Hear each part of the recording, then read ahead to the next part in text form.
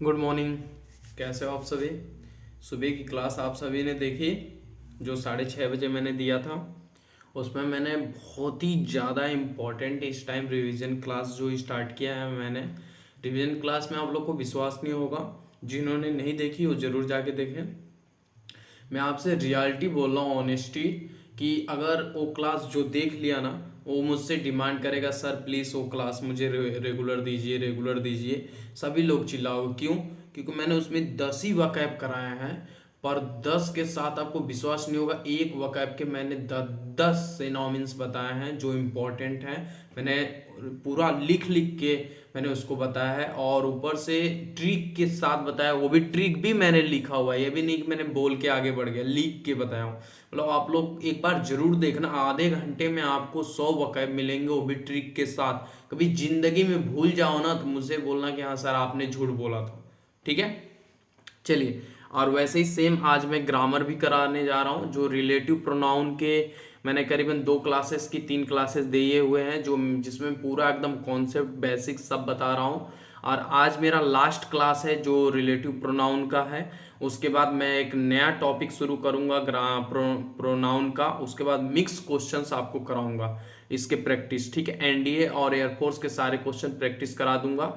और हाँ, आज जिस दिन मैं बस 2-3 दिन में सोच रहा हूँ, जल्द ही मैं आपको इंग्लिश के मॉक देने लगूंगा, क्योंकि मॉक थोड़े से 2-3 चैप्टर जो इंपॉर्टेंट है, नाउन है जैसे हो गया, प्रोनाउन हो गया, एडजेक्टिव हो गया, ये सब चैप्टर थोड़े, कंजक्शन, ये सब इंपॉर्टेंट है, क्योंकि एयरफोर्स और एनडीए में जहाँ भर भर के क्वेश्चन इससे आते हैं।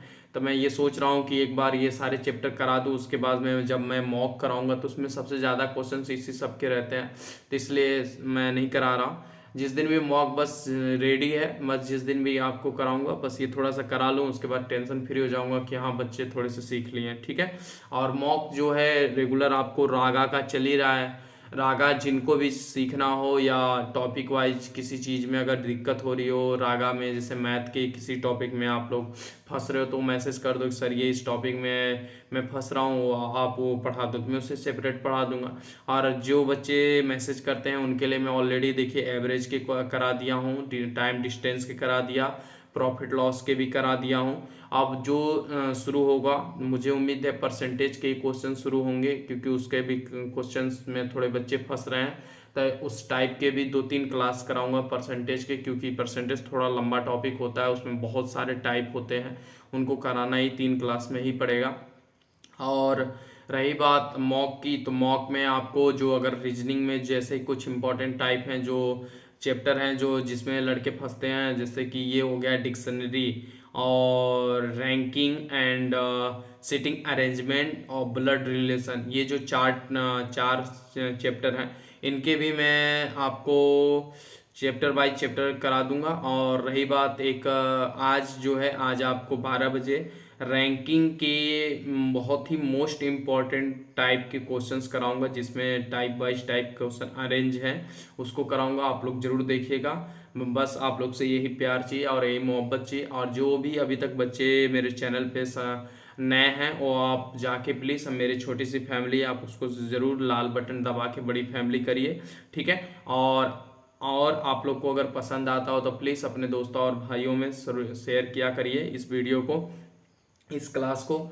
और जो डरते हैं वो कहिए कि एक बार आए हमारे पास, उनको इंग्लिश पढ़ाता हूँ, अगर उनको उससे भी डर लगे तो मैं कुछ नहीं कर सकता। ठीक है, और मैं एग्ज़ाम तक आपके साथ रहूँगा, ये मेरी प्रॉमिस है। ठीक है, और रही बात, देखिए आप लोग से बस एक ही चीज़ कहता हूँ, आप कोई चीज़ को जल्दी जज मत किया करिए। एक बार आप क्लास देखिए, उसके बाद आपको लगे कि हाँ अच्छा नहीं पढ़ाया जा रहा है या आपको समझ में नहीं आता, तो आप you can call any thing about me, आप कुछ भी बोल सकते हो मेरे बारे में। ठीक है, लेकिन प्लीज़ एक बार पूरी वीडियो देख के ही बोला करिए कि हाँ इसमें क्या पढ़ाया जा रहा है। मैं कोई बकवास चीज़ें नहीं कराता, ना ही ज़्यादा बोलता हूँ। डायरेक्ट अपना अगर पढ़ाता हूँ तो पढ़ाने में ही घुसा रहता हूँ। कुछ अगड़म-बाइस नहीं कहूँगा कि लाइक करिए, शेयर कीजिए, बटन दबाइए, अगड़म-बाइस मैं कुछ नहीं बोलता हूँ। जो बोलना रहता है पहले बोल देता हूँ। ठीक है, चलिए शुरू करता हूँ। और जो बच्चे अभी तक टेलीग्राम चैनल से ज्वाइन नहीं है, वो जाके टेलीग्राम चैनल से मेरे ज्वाइन हो सकते हैं, क्योंकि वहाँ पे मैं नोट्स सारे अवेलेबल करा देता हूँ। ठीक है, चलिए देखिए, आर रिलेटिव प्रोनाउन की क्लास नंबर 4 है, जो लास्ट है। उसके बाद मैं नहीं कराऊंगा, उसके बाद नेक्स्ट टाइप के क्वेश्चंस होंगे। ठीक है, देखिए जो लिखा है थंबनेल पे वही है। ठीक है, वही कराऊंगा और सेम वही बात है। एनडीए एयरपोर्ट सब में काम आएगा ये। और वो काम क्या है, ये सारे एग्जाम्स में काम आएगा, क्योंकि बेसिक तो बेसिक होता है। ठीक है, चलिए देखिए, यहाँ मैं लिखता हूँ रिलेटिव प्रोनाउन। देखिए, रिलेटिव प्रोनाउन। ठीक है, रिलेटिव प्रोनाउन की क्लास नंबर 4 है। ठीक है, ठीक है, क्लास नंबर 4 है। देखिए, एक रिलेटिव प्रोनाउन में मैंने आपको जो ये दीज दैट, सॉरी ये दीज दैट ये सब नहीं है, सॉरी मैं कुछ माइंड में क्या है क्या लिख रहा हूँ। ठीक है, देखिए जो ये आ, दो रिलेटिव प्रोनाउन डैट है, हुज एंड विच, और एक जो है सबसे मोस्ट इम्पॉर्टेंट हु, और एक कोई और है होम। ठीक है, ये जो 5 हैं ये कंफ्यूजिंग पेयर होते हैं। ये जो 5 लिखा हूँ मैंने, जो ये मैं 5 लिख रहा हूँ, ये 5 जो है ना बहुत ही ज़्यादा इम्पोर्टेंट है, ये पूछे जाते हैं।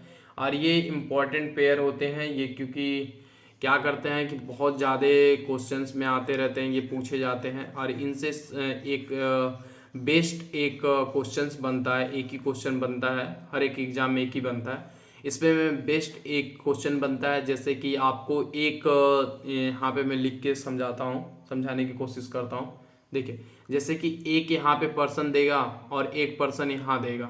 ठीक है, और इस बीच में इसको जो ये रहते हैं ना बीच में, ये जो बीच में ये जितने भी हैं, इसमें से कोई एक उठाएगा और इस बीच में क्या कर देगा, घुसेड़ देगा, मतलब यहाँ पे बैठा देगा। और इसके जो ये हेल्पिंग ये इसी से जो ये सटा हुआ रहता है, मतलब दयाद जो होता है इसका, ये दयाद है। ठीक है, ये जो दयाद होता है इसके अकॉर्डिंग यहाँ पे क्या बोलता है ना कि हमको यहाँ पर सिंगुलर हेल्पिंग वर्ब लगाइए। क्या लगाइए, हेल्पिंग वर्ब। इनमें से कोई भी होगा, जो मैं ये रिलेटिव प्रोनाउन यहाँ पे लिखा हूँ, इन पांचों में से कोई भी होगा और बोलेगा, हम बोल देगा यहाँ से, इसमें से ये इसके अकॉर्डिंग बताइए कि हेल्पिंग वर्ब क्या यूज होगी।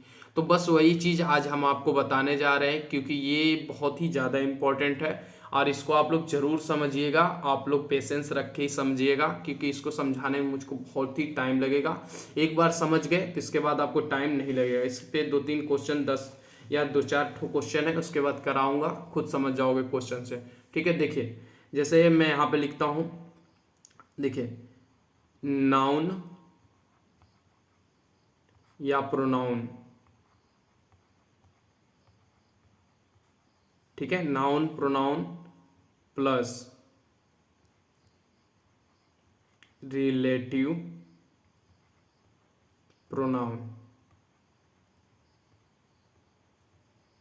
ठीक है, प्लस वर्ब। वर्ब या आप इसको बोल सकते हो हेल्पिंग वर्ब। ठीक है, हो गया क्लियर। इसको आप लोग नोट करिएगा।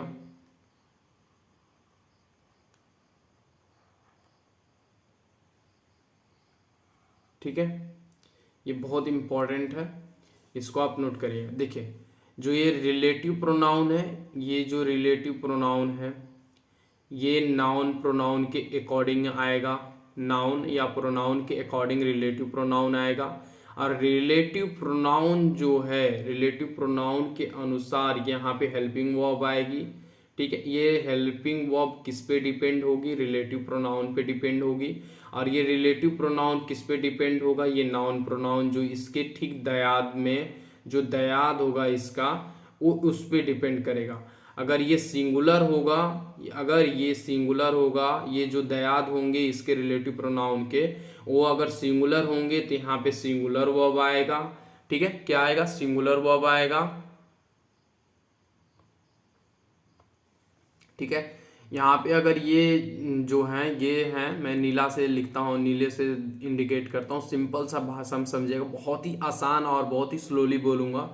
देखिए ये जो रिलेटिव प्रोनाउन है, ठीक है, ये रिलेटिव प्रोनाउन इन पांचों में से कोई भी हो सकता है, ठीक है, जो ये पांचों में से कोई भी हो सकता है ये relative pronoun. Relative pronoun depend करेगा नाउन प्रोनाउन पे।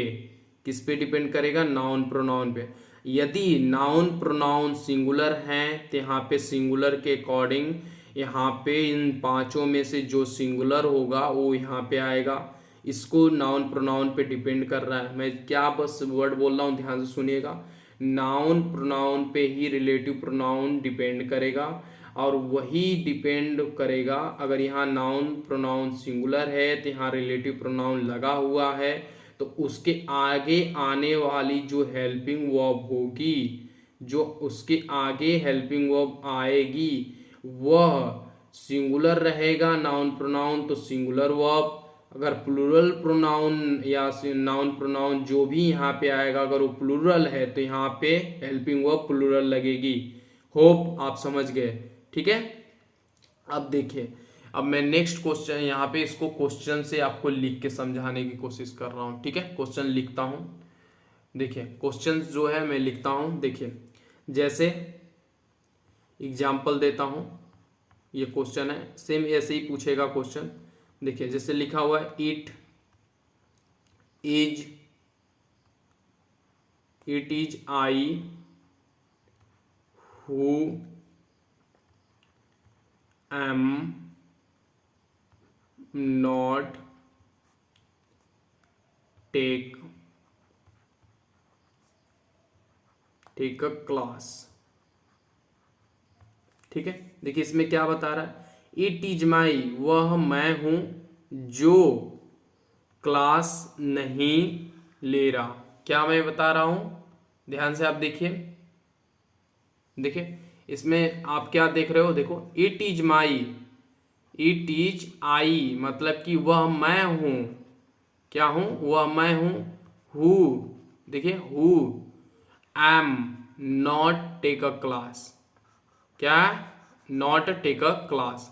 तो आप एक चीज इसमें देख रहे हो, जो ये एम है, एम किसके अकॉर्डिंग आया, मैंने अभी जस्ट ऊपर बताया। एम बताओ किसके अकॉर्डिंग आया, ये देखो ये रिलेटिव प्रोनाउन है, ये रिलेटिव प्रोनाउन है कि नहीं। और ये रिलेटिव प्रोनाउन के ठीक बगल में देखिए कौन है, ये दयाद है, इसका आई है, नाउन या प्रोनाउन है। मैंने आपको क्या बोला था, नाउन या प्रोनाउन या चाहे जो कुछ भी अगर रिलेटिव प्रोनाउन के पहले आता है और अगर वह सिंगुलर है तो सिंगुलर हेल्पिंग वर्ब यहाँ यूज होगी, अगर वह प्लूरल है तो यहाँ पे प्लूरल हेल्पिंग वर्ब यूज होगी, ठीक है। इसके बाद में मैंने बोला था ना, सिंपल सा, मेरी लैंग्वेज जो सुना होगा उसको समझ में आ गया होगा, ठीक है। इसको समझिए, ये बहुत ही ज़्यादा, इसलिए मैंने इसको सेपरेट से क्लास ले रहा हूँ। चाहता तो उसी क्लास में ख़त्म कर दिया होता, लेकिन क्यों ले रहा हूँ, क्योंकि आपको समझ में आना चाहिए, ठीक है। देखिए ये आई है, आई क्या है, आई मतलब मैं हूँ जो मैं क्लास नहीं ले रहा, जो मैं क्लास नहीं ले, तो नॉट टेक अ क्लास मतलब क्लास नहीं लेता, तो मैं क्लास नहीं ले रहे हो नत लो, कोई दिक्कत नहीं। तो जो ये आया है ये देखो सिंगुलर को बता रहा है, तो आई के साथ एम लगता है तो एम लगा हुआ है। नॉट टेकिंग अ क्लास, ये क्लास को ले रही नहीं रहा, ऐसा कुछ नहीं है, टेक अ क्लास बोला गया है। मैं class, I am not take a class मतलब मैं क्लास नहीं लेता, तो कोई दिक्कत नहीं। तो अब देखिए इसको मैं नेक्स्ट एग्जाम्पल से बता रहा हूँ। देखिए ये ऐसा ही क्वेश्चन आया हुआ था तो मैं बता रहा हूँ। चाहो तो मैं इसको मिटा के दूसरा भी बता सकता हूँ, मैं मिटा भी देता हूँ, अगर आपको दूसरा बता देता हूँ। दूसरे में बहुत ही शानदार है, ठीक है। देखिए देखिए दूसरा मैं बताता हूँ आपको। जैसे यहाँ पे लिखिएगा it is C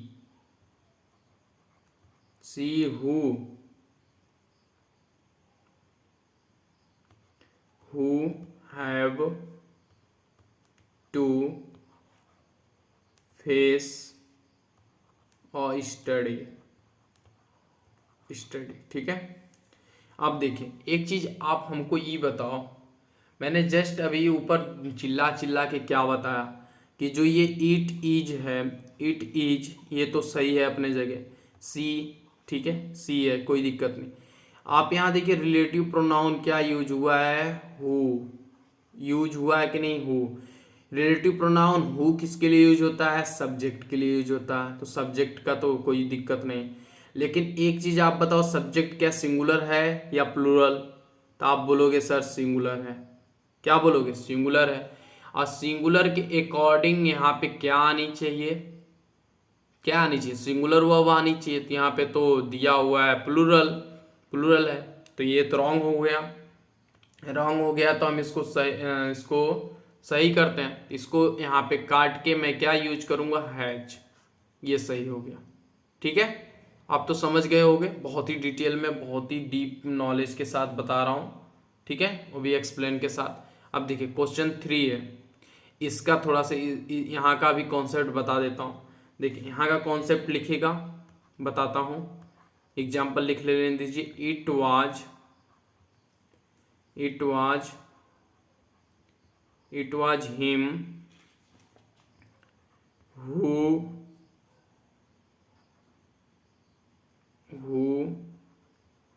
has have had done this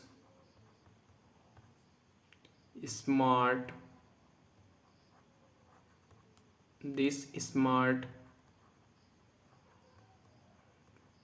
piece of work। ठीक है, देखिए मैंने जस्ट आपको क्या बोला था, जस्ट मैं 2-3 बार हर बार बोल रहा हूँ। उम्मीद करता हूँ अब तो समझ में आ जाना चाहिए, भगवान से उम्मीद करता हूँ, क्योंकि चिल्ला चिल्ला के बता रहा हूँ। देखो इट वाज हिम, अगर यहाँ कहीं भी it was I, it was him, it was her, ये सब देना, तो वहाँ पे हमेशा, यहाँ पे हमेशा सब्जेक्ट आता है। क्या आता है, सब्जेक्ट आता है। इसको छोड़ दीजिए, इतने दूर अभी आप छोड़िए, इसको नहीं, बस आप कभी भी इट वाज या इसके इट इज या इट विल ऐसा कुछ भी दे के बोले, हिम या और उसके बाद आगे अगर आगे कुछ भी दिया हो, उससे हमें लेना देना नहीं। पहले हमें यहाँ पे हिम नहीं होगा। ठीक है, यहाँ पे डायरेक्ट सब्जेक्ट आता है, ये इतना याद रखिएगा। इट वाज या इट, कोई भी हेल्पिंग वर्ब, यहाँ पे जो कोई भी हेल्पिंग वर्ब हो, हेल्पिंग वर्ब कोई भी हो, और यहाँ पे अगर उसके अकॉर्डिंग यहाँ पे अगर डायरेक्ट डायरेक्ट डायरेक्ट अगर ऑब्जेक्ट देता है तो गलत होता है। यहाँ पे आपको डायरेक्ट यहाँ पे सब्जेक्ट लाना है, तो हिम है तो हिम को ही कर दीजिए। ठीक है, ही का ही तो ऑब्जेक्ट हिम होता है। ठीक है, अब देखिए इसके अकॉर्डिंग देखिए कि हु है, ये सिंगुलर है, तो सिंगुलर के अकॉर्डिंग यहाँ से बताइए कि इन तीनों हेल्पिंग वर्ब में से कौन सी आनी चाहिए, कौन सी आनी चाहिए, तो हेल्पिंग वर्ब हैज को फॉलो करेगा। क्यों, क्योंकि यहाँ पे देखिए इट वाज हिम, वह मैं था, इट वाज ही है ना, इट वाज ही, वहाँ वह, इट वाज वह था क्या, जो has done this smart piece of work, जो यह कार्य कर दिया है। तो मतलब कि वो तो प्लूरल मतलब पास्ट में बता रहा है, लेकिन ये प्रेजेंट में बता रहा है। ये कार्य जो हुआ है ये प्रेजेंट में हुआ, इसलिए हम इसको हैज का यूज किया। यहाँ पे चाहते तो मैं हैड का यूज कर सकता था, लेकिन आप कर भी दोगे तो भी गलत नहीं होगा। लेकिन यहाँ पे हैज और हैड में दोनों सही है, लेकिन अब मैक्सिमम मैं हैज को इसलिए फॉलो कर रहा हूँ क्योंकि मैं इसको प्रेजेंट में बता रहा हूँ कि वह कर दिया है। ठीक है, कर दिया था, ऐसा नहीं, मैंने हिंदी नहीं बोला। ठीक है, मैंने बोला कि कर दिया है, तो इसलिए मैंने हैज का यूज किया।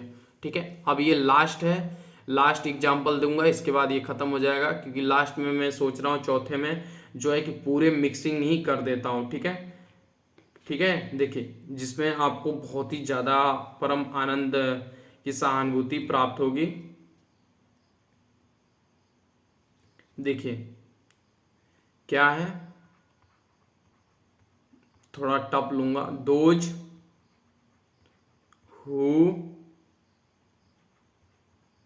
वायोलेट अगेंस्ट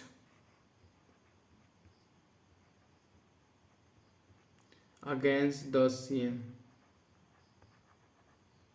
ठीक है, देखिए इसमें बताइए कोई एरर है, इसमें कोई एरर है कहीं दिख रहा है, ये दोज है, इसके अकॉर्डिंग हु आया है, कोई बात नहीं, इसके अकॉर्डिंग वायोलेट, मतलब दोज है, अगर यहाँ पे यस लगा दोगे तो ये गलत हो जाएगा।